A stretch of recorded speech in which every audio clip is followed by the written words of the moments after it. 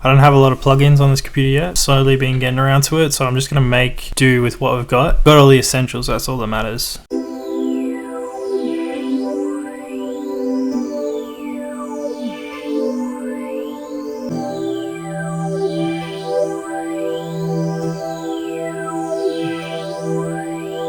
I just want to start out by like building a bass layer, so I just use like a pad. It doesn't sound like anything special, but this type of beat that I want, like I'm just going to really like stack it and then run it all through a bus and process it all together. It's just more about the texture at the end.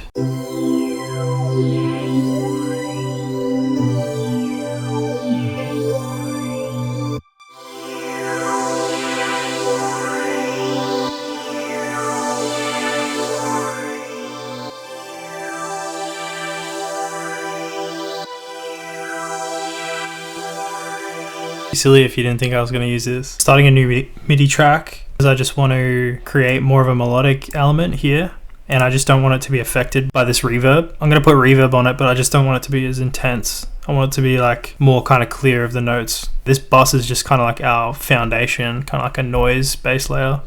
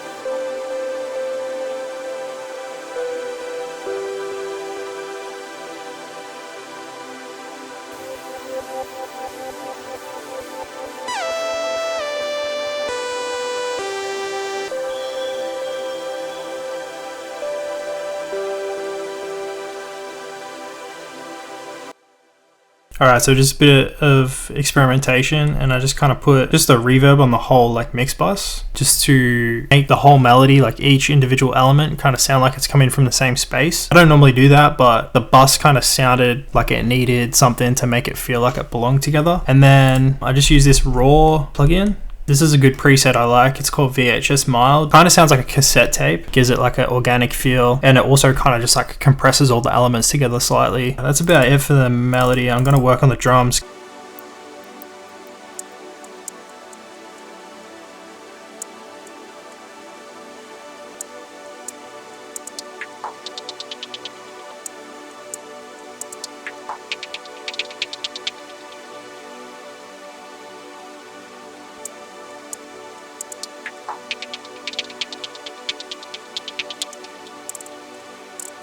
Alright, I know it seems crazy, but just stick with me on this one.